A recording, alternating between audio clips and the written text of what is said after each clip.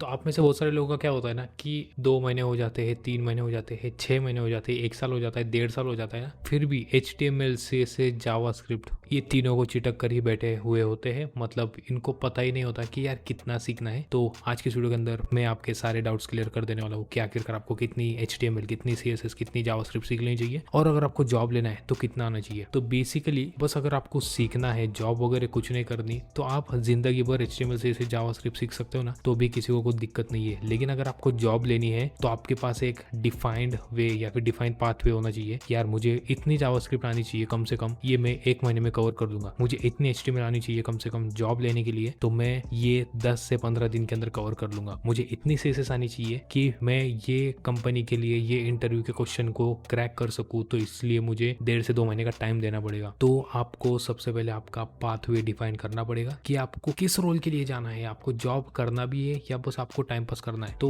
मैं आपको इतना क्यों बोल रहा हूँ, क्योंकि अराउंड मैंने मेरे 2 साल ऐसे ही वेस्ट कर दिए। कॉलेज के मेरे 2 साल मैं फर्स्ट क्या करता था, HTML स्टार्ट करता था, CSS स्टार्ट करता था, फिर थोड़ा सा गैप हो जाता था, फिर से HTML स्टार्ट करता था, फिर से CSS स्टार्ट करता था। जावास्क्रिप्ट को मैंने अराउंड 1 साल हाथ देखा तक नहीं, हाथ भी नहीं लगा, मतलब उसके अंदर कोडिंग भी नहीं की। मुझे लगता था सारी की सारी चीजें बहुत ही ज्यादा आसान है, लेकिन ऐसा बिल्कुल भी नहीं होता। आपका जो पॉइंट ऑफ व्यू है वो चीज को देखने का, वो सही होना चाहिए। उस वक्त मुझे जॉब नहीं चाहिए था, तो इसलिए मैंने पढ़ाई नहीं की। लेकिन अगर आपको जॉब चाहिए तो आपको कम से कम इतना तो जावास्क्रिप्ट, इतना तो HTML, इतना तो CSS आना चाहिए कि आप इंटरव्यू क्रैक कर सको। तो ये वीडियो उसी के बारे में होने वाली है। आज की इस वीडियो के अंदर मैं आपके साथ शेयर करने वाला हूँ कि आपको बेसिक नॉलेज कितना होना चाहिए कि आप इतना सीख कर आराम से जॉब ले सकते हो। आई होप आपको वीडियो पसंद आई होगी, पसंद आएगी ही, तो इसीलिए वीडियो को जरूर लाइक करें। चैनल के ऊपर अगर आप नए तो चैनल को सब्सक्राइब करना ना भूले, और बेल नोटिफिकेशन आइकन को भी जरूर दबा दे। तो चलो फिर इस वीडियो को स्टार्ट करते हैं। तो बेसिकली हम बात करते हैं HTML की। तो HTML क्या है? HTML एक वेबसाइट को स्ट्रक्चर प्रोवाइड करता है। आप ये सबके मुंह से आपने सुना होगा, तो आखिरकार बस इतना ही इसका काम है। HTML आपके वेबसाइट को स्ट्रक्चर प्रोवाइड करता है, आपके वेबसाइट को वेल फॉर्मेटेड बनाता है, आपके वेबसाइट को सिमेंटिक प्रोवाइड करता है।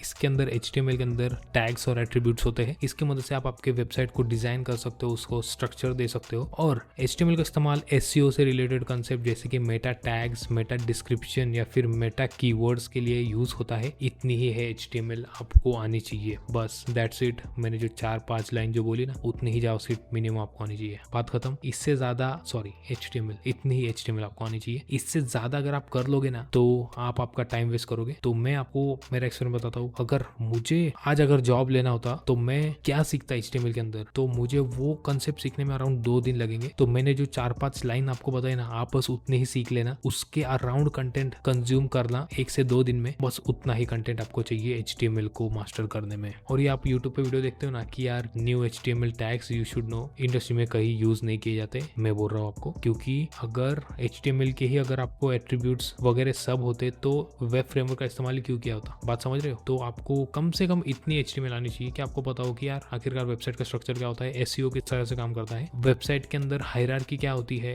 DOM क्या होता है, एलिमेंट्स क्या होते हैं, एट्रीब्यूट्स क्या होते हैं, टैग्स क्या होते हैं, सिलेक्टर्स क्या होते हैं, बस बात खत्म। अब बढ़ते हैं हमारे सेकंड टॉपिक की तरफ, वो है CSS। कि आपको कितनी CSS आनी चाहिए। तो बेसिकली CSS है क्या? CSS आपके वेबसाइट को स्टाइल प्रोवाइड करता है। तो इसके अंदर आपको आपके HTML एलिमेंट को किस तरह से स्टाइल करना है वो पता होना चाहिए। आपको गुड अंडरस्टैंडिंग होनी चाहिए CSS के प्रॉपर्टीज की, वैल्यूज की, यूनिट्स की, REMs क्या होते हैं, EMs क्या होते हैं, परसेंटेज वैल्यू क्या होती है, पिक्सल वैल्यूज क्या होती है। ये 4-5 यूनिट्स के अंदर का आपको डिफरेंस समझ लेना है। View port height, view port width, ये क्या होता है आपको समझ लेना है। मीडिया क्वेरीज किस तरह से काम करती है, और वेबसाइट को रिस्पॉन्सिवनेस किस तरह से प्रोवाइड किया जाता है, लेआउट्स क्या होते हैं, बॉक्स मॉडल क्या होता है HTML CSS का। आपको CSS flexbox, CSS grids, CSS के लेआउट्स आने चाहिए, और CSS का बॉक्स मॉडल क्या होता है ये आनी चाहिए। और अगर ये मेरा वीडियो का पेज बहुत ही ज्यादा स्पीड में हो रहा है ना, तो आप ये वीडियो को स्लो कर सकते हो, लेकिन मैं बिल्कुल भी रेकमेंड नहीं करूंगा, क्योंकि आपने आपका मोस्टली टाइम वेस्ट कर दिया है। जो 4-5 महीने आपके पास थे वो आपने वेस्ट कर दिए है HTML CSS को सीखने में। तो मैं और नहीं चाहता कि आपका टाइम वेस्ट हो। तो इसीलिए जो स्पीड है उसी स्पीड के अंदर देखना, आपने पेन पेपर लेकर बैठ जाना है, नोट्स लेकर रेडी हो जाना है। तो इतनी CSS आपको सीख लेनी है, बस बात खत्म। जी हाँ, बात खत्म। CSS इतनी सीखनी है आप। जावास्क्रिप्ट की बात करें तो जावास्क्रिप्ट आपके वेबसाइट को फंक्शनैलिटी प्रोवाइड करता है और डायनेमिक बनाता है आपके वेबसाइट को। तो इसके अंदर आपको क्या क्या पता होना चाहिए। तो जावास्क्रिप्ट की नहीं बात करते, मैं इन जनरल प्रोग्रामिंग लैंग्वेज की बात करता हूँ। तो आप जावास्क्रिप्ट ले लो, टाइपस्क्रिप्ट ले लो, जावा ले लो, नोड.जेएस ले लो, कुछ भी ले लो, सबके अंदर कंसेप्ट सेम ही रहते हैं, बस थोड़ा सा सिंटैक्स का फर्क होता है। तो आपको गुड अंडरस्टैंडिंग होनी चाहिए जावास्क्रिप्ट के अंदर सिंटैक्स की, वेरिएबल्स की, डेटा टाइप्स की, ऑपरेटर्स की, और आप डॉम मैनिपुलेशन करते आना चाहिए कि जावास्क्रिप्ट का आपको अगर मैं बोला भाई एक काम कर तू, ये मैंने HTML का एलिमेंट क्रिएट किया है H1, ये H1 को